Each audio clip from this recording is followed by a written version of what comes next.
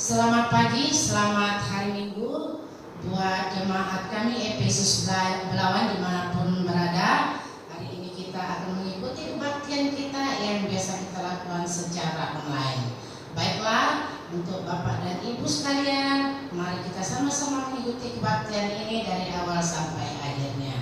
Tuhan Yesus memberkati kita.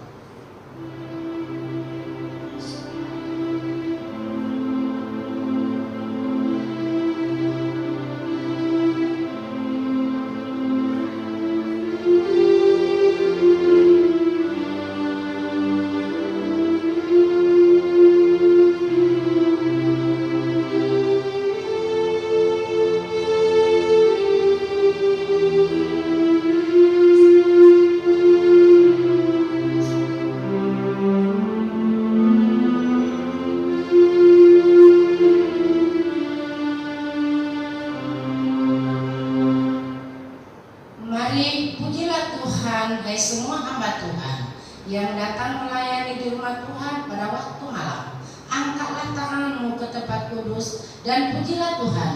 Kiranya Tuhan yang menjadikan langit dan bumi memberkati engkau dari Sion. Kita bernyanyi, kita angkat lagu pujian kita dari Berilah Hormat Padamu.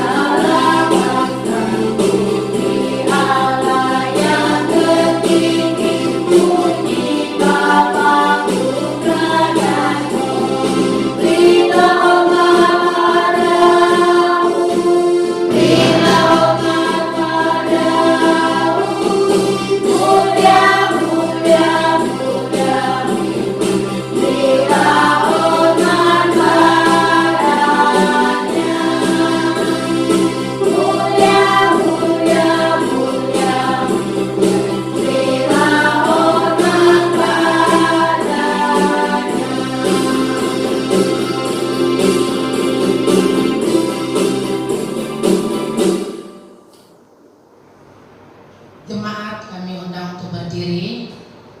Mari kita sama-sama mengucapkan pengakuan Imam Rasuli.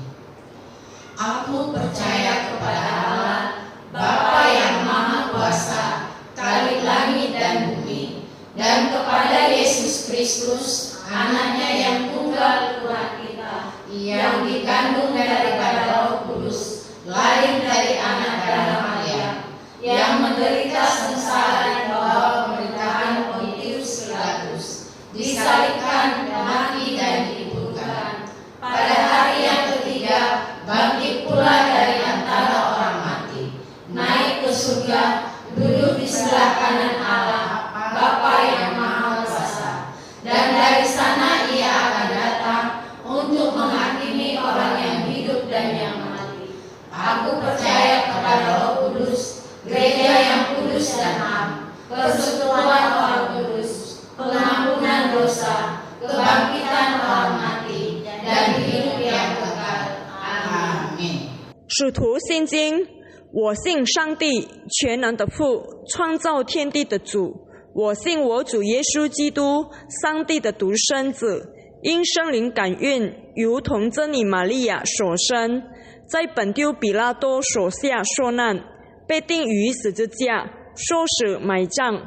第三天从死人中复活升天，坐在全能父上帝的右边，将来必从那里降临，审判活人死人。我信圣灵，我信生而公的教会，我信圣徒相通，我信罪得赦免，我信身体复活，我信永生。阿们。 Jemaat, kami persilakan untuk duduk. Kita bersatu di dalam doa. Puji syukur kami panjatkan kepadamu ya Tuhan Yesus, Tuhan yang bertata di kerajaan surga. Saat ini kami, jemaatmu Efesus Belawan, datang untuk memulai ibadah kami. Walaupun kami mengadakan secara online, tetapi kami tahu Tuhan memberikan penyertaan dan berkat pada jalannya ibadah kami pada hari ini. Dari awal, pertengahan hingga akhir ibadahnya. Biarlah hanya namamu yang dimuliakan dan diagungkan di dalam ibadah kami ini. Dalam nama Yesus kami sudah berdoa dan mengucap syukur. Amin. Kita sama-sama berdiri. Kita membacakan responsoria secara bergantian.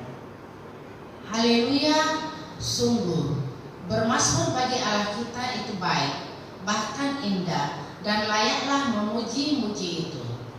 Tuhan membangun Yerusalem, Ia mengumpulkan orang-orang Israel yang tercerai-berai. Ia menyembuhkan orang-orang yang patah hati dan membangun luka-luka mereka. Ia menentukan jumlah bintang-bintang dan menentukan nama-nama semuanya. Besarlah Tuhan kita dan berlimpah kekuatan, kebijaksanaannya tak terhingga. Tuhan menegakkan kembali orang-orang yang tertindas, tetapi merendahkan orang-orang fasik sampai ke bumi. Bernyanyilah bagi Tuhan dengan nyanyian syukur, bermasmurlah bagi Allah kita dengan kecapi. Dia yang menutupi langit dengan awan-awan, yang menyediakan hujan bagi bumi, yang membuat gunung-gunung menumbuhkan rumput. Dia yang memberi makanan kepada hewan, kepada anak-anak burung gagak yang memanggil-manggil. Ia tidak suka kepada gagak-gagak kuda, ia tidak senang kepada laki-laki. Tuhan senang kepada orang-orang yang takut akan Dia, kepada orang-orang yang berharap akan kasih setianya. Demikian firman Tuhan. Gloria Patri.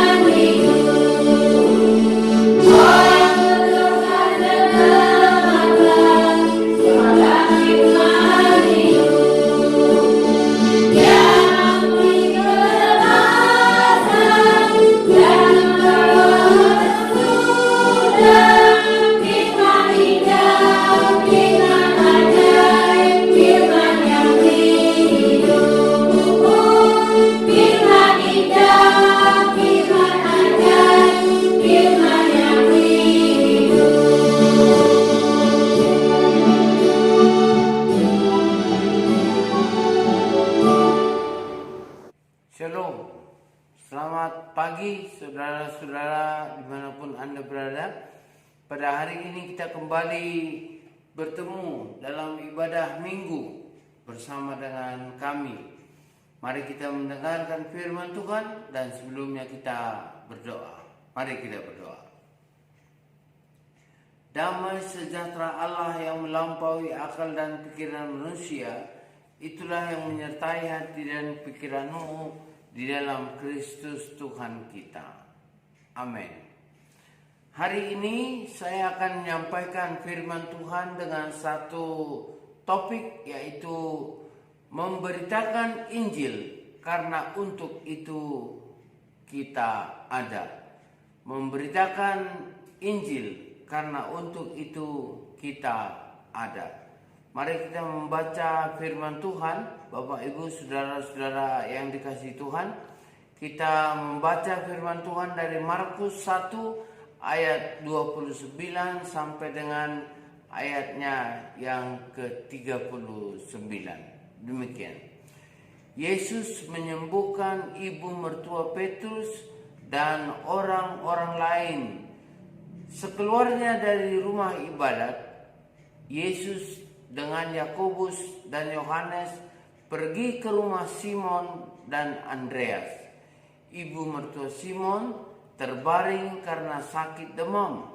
Mereka segera memberitahukan keadaannya kepada Yesus. Ia pergi ke tempat perempuan itu dan sambil memegang tangannya, ia membangunkan dia, lalu lenyaplah demamnya. Kemudian perempuan itu melayani mereka. Menjelang malam sesudah matahari terbenam, dibawalah kepada Yesus semua yang menderita sakit dan yang kerasukan setan. Maka berkerumunlah seluruh penduduk kota itu di depan pintu.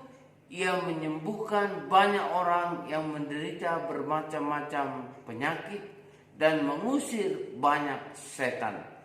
Ia tidak memperbolehkan setan-setan itu berbicara sebab mereka mengenal Dia. Kemudian Bapak Ibu, kita lanjutkan pada ayat yang berikutnya. Pagi-pagi benar, waktu hari masih gelap, ia bangun dan pergi keluar. Ia pergi ke tempat yang sunyi dan berdoa di sana. Tetapi Simon dan kawan-kawannya menyusul dia. Waktu menemukan dia, mereka berkata, "Semua orang mencari engkau." Jawabnya, marilah kita pergi ke tempat lain, ke kota-kota yang berdekatan, supaya di sana juga aku memberitakan Injil, karena untuk itu aku telah datang. Lalu pergilah ia ke seluruh Galilea, memberitakan Injil dalam rumah-rumah ibadat,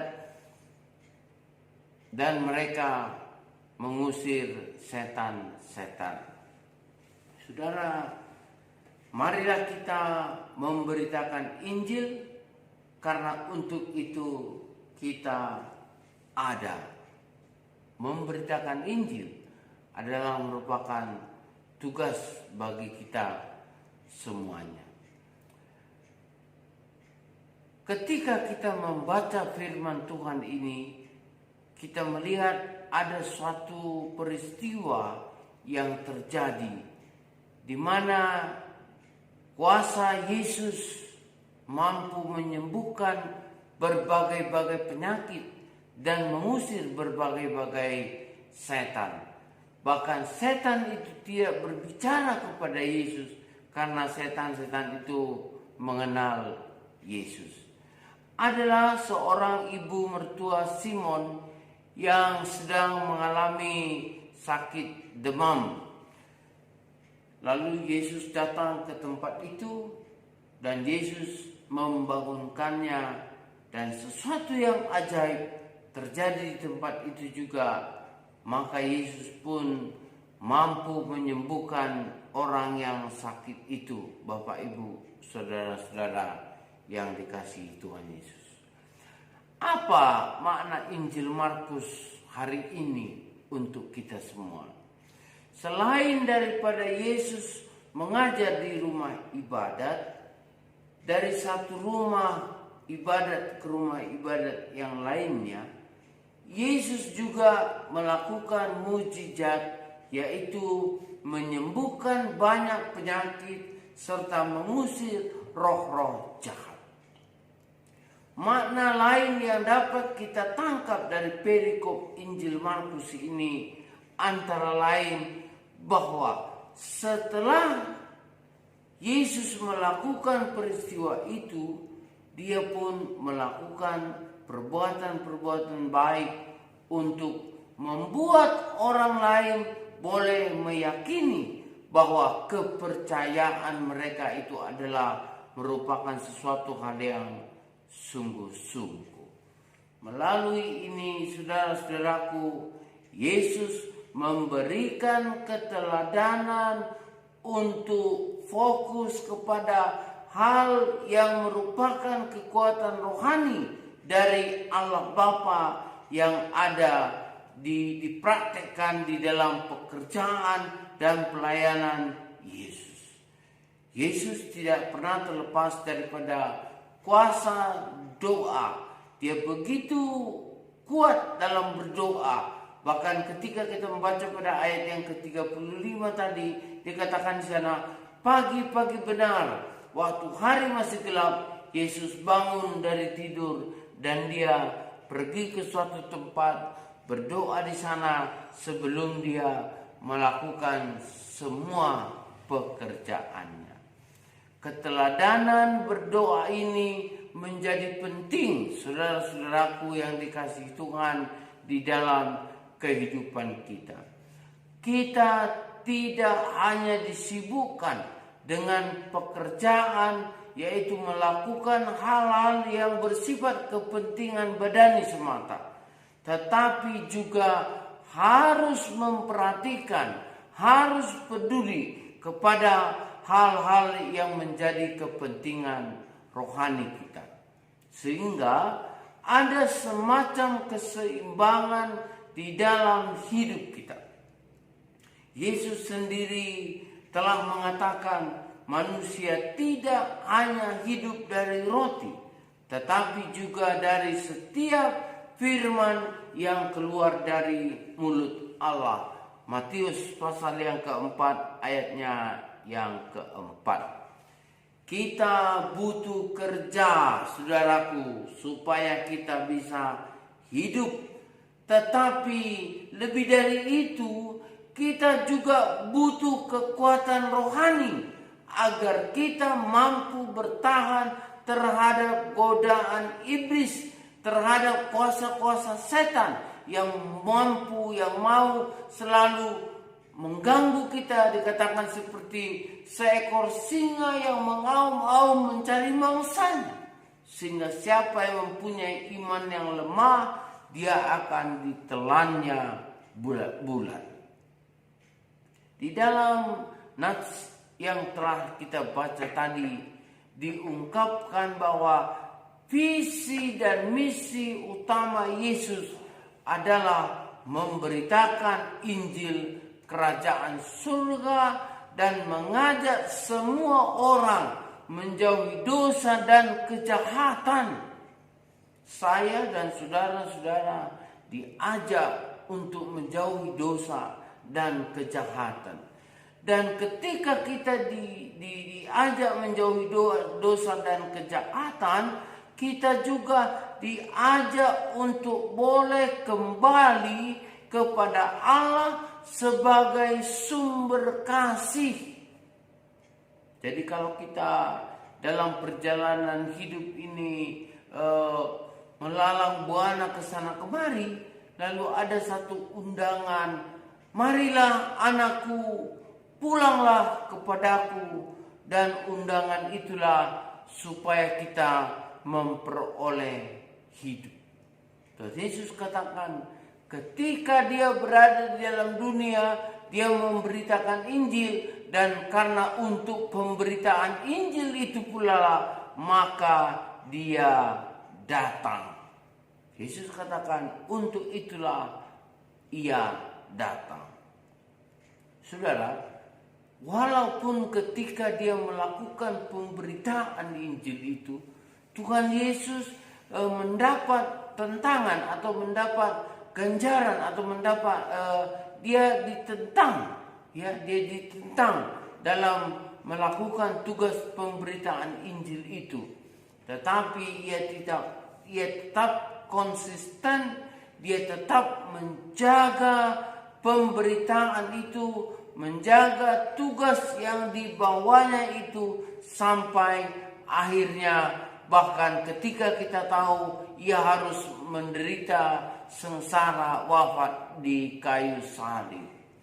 Walaupun orang banyak menentang dia dan memperbandingkan ajaran Yesus dengan ajaran para rabi-rabi dan guru-guru, bahkan mereka sepertinya menyindir Tuhan Yesus, tetapi Yesus tetap konsisten dengan tugas yang dia emban, yaitu untuk memberitakan Injil, bahkan sampai mati di kayu salib.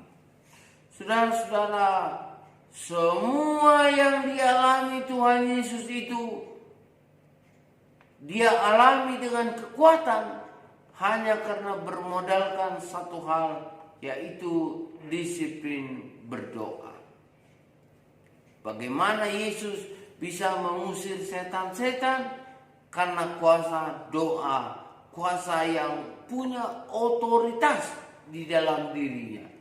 Bahkan seorang yang sakit tadi yang dikatakan dalam firman Tuhan ini, ya, ketika seorang sakit itu merasa demam, lalu Tuhan Yesus memegang tangannya, ya, kita tahu tadi ibu mertua Simon.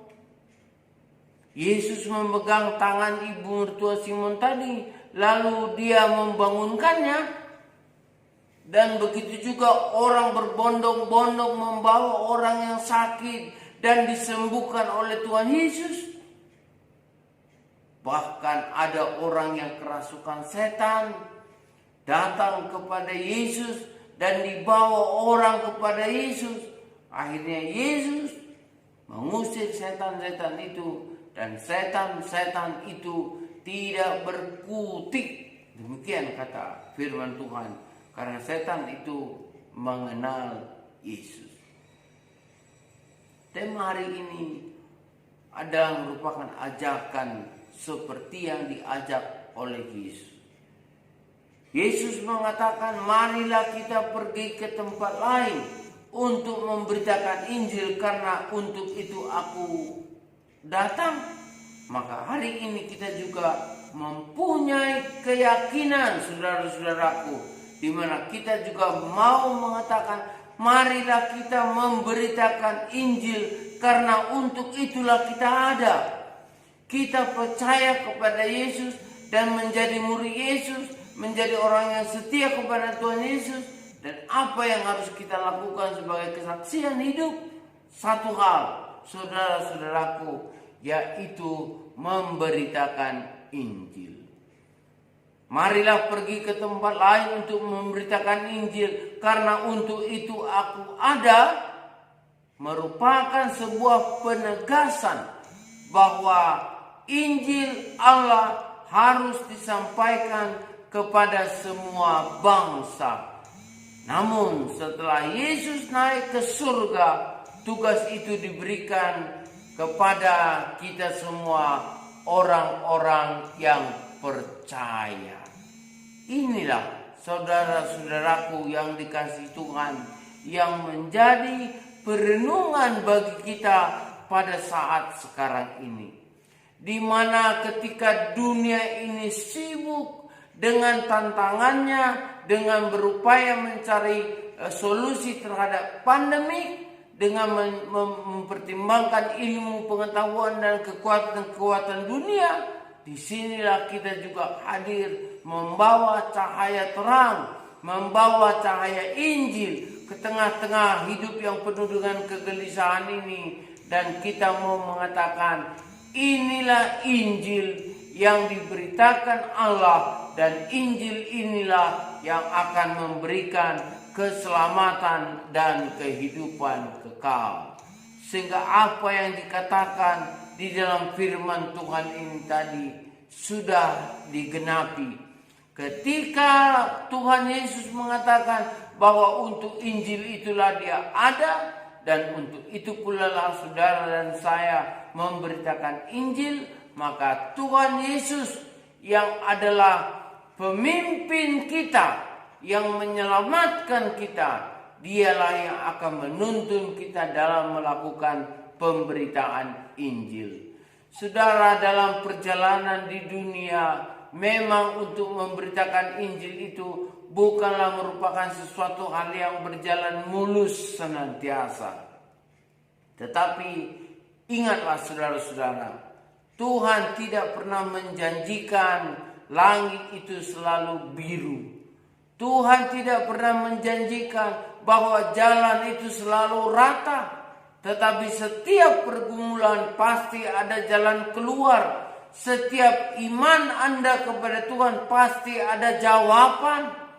Dan ketika engkau melakukan pekabaran Injil, memberitakan kabar sukacita dan keselamatan, di sana juga engkau akan menyembuhkan penyakit. Di sana juga setan-setan akan tunduk kepada Injil yang engkau beritakan, karena itu adalah merupakan kuasa Allah. Dan engkau tidak boleh bermegah diri. Sebaliknya katakanlah, aku adalah hamba-hamba yang tidak berguna.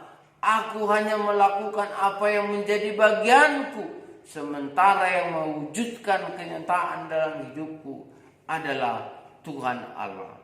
Karenanya marilah kita terus berjalan di dalam terang, tidak perlu takut karena Yesus selalu beserta kita. Beritakanlah Injil kepada segala makhluk. Tuhan memberkati engkau. Kita berdoa. Tuhan, janji penyertaan-Mu ini sungguhlah sangat berarti bagi kami, yang membuat kami semakin kuat, dimampukan untuk berjalan bersama Engkau. Berkati kami hari ini dan tolonglah supaya kami boleh berjalan di dalam terang kasih-Mu. Dalam nama Yesus Kristus kami berdoa dan bersyukur. Haleluya. Amin. Tuhan memberkati. Sekarang kita angkat lagu pujian kita dengan judul Give Thanks.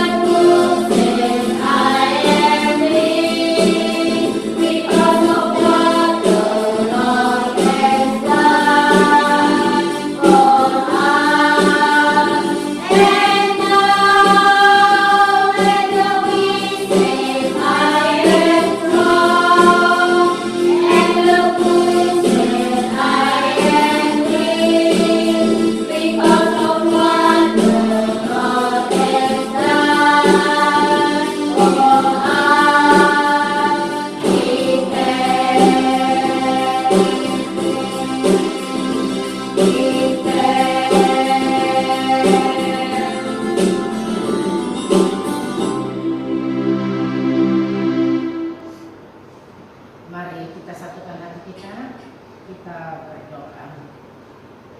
Tidak henti-hentinya kami untuk mengucapkan puji syukur kepadamu ya Tuhan Yesus atas penyertaan-Mu dan kesehatan yang masih Engkau berikan kepada kami, sehingga kami dapat mendengarkan firman-Mu.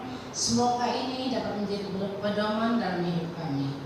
Begitu juga ya Tuhan Yesus, persembahan yang telah kami kumpulkan yang tidak seberapa ini, semoga dapat digunakan untuk memuji dan memuliakan nama-Mu saja.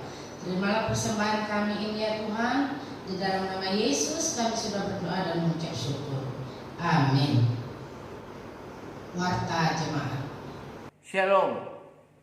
Ada beberapa hal yang akan saya sampaikan menjadi pengumuman bagi kita pada hari ini, yaitu yang pertama, dalam minggu ini kami kasih kesempatan bagi kita sampai hari Rabu untuk mengirimkan ucapan selamat tahun baru Imlek dari masing-masing keluarga, boleh dalam bahasa Indonesia, boleh dalam bahasa Mandarin atau bahasa Hokkien. Jadi silakan dikirimkan kepada kami supaya nanti kami bisa masukkan di dalam kumpulan rekaman ibadah kita pada hari Imlek. Yang kedua, kita ada melakukan ibadah pengucapan syukur tahun baru Imlek pada hari Jumat yang akan datang ya. Pada hari Jumat tanggal 12 itu kita ada ibadah ucapan syukur Imlek. Jadi kami mintakan nanti supaya bapak-bapak ada yang mempersiapkan diri untuk menjadi liturgis di dalam ibadah tersebut.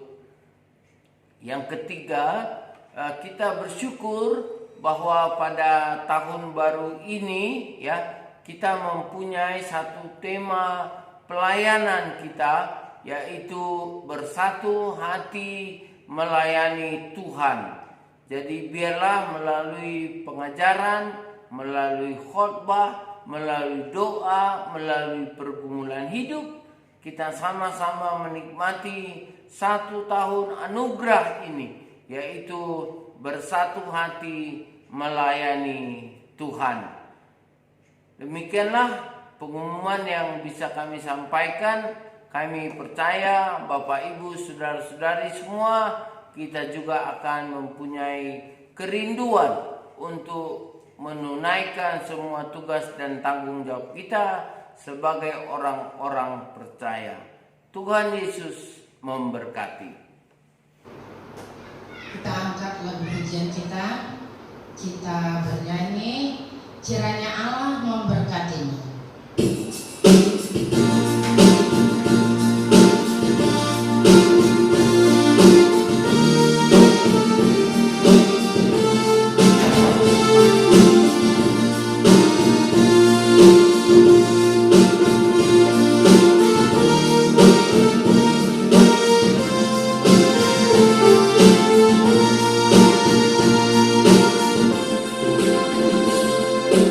Kiranya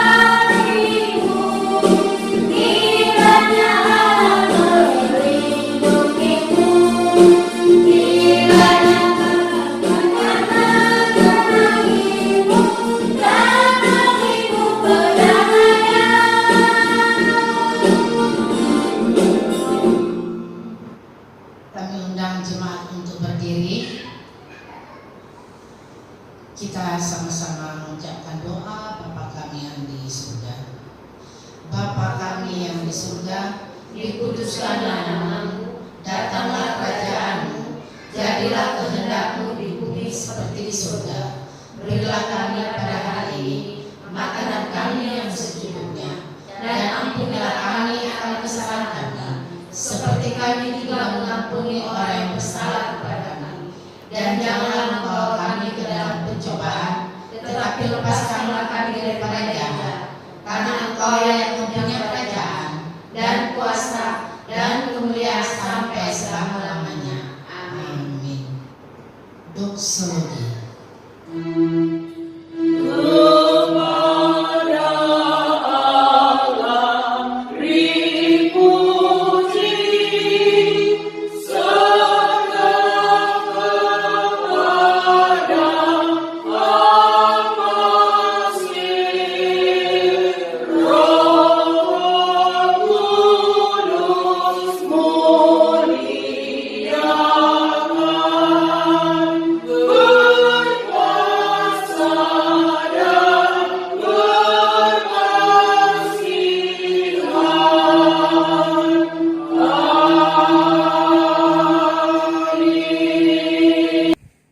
Marilah kita membuka hati kita dan menerima berkat daripada Tuhan saja.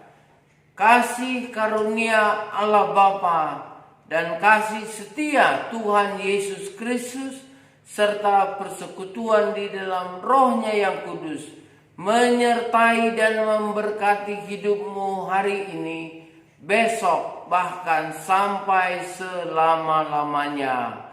Amin.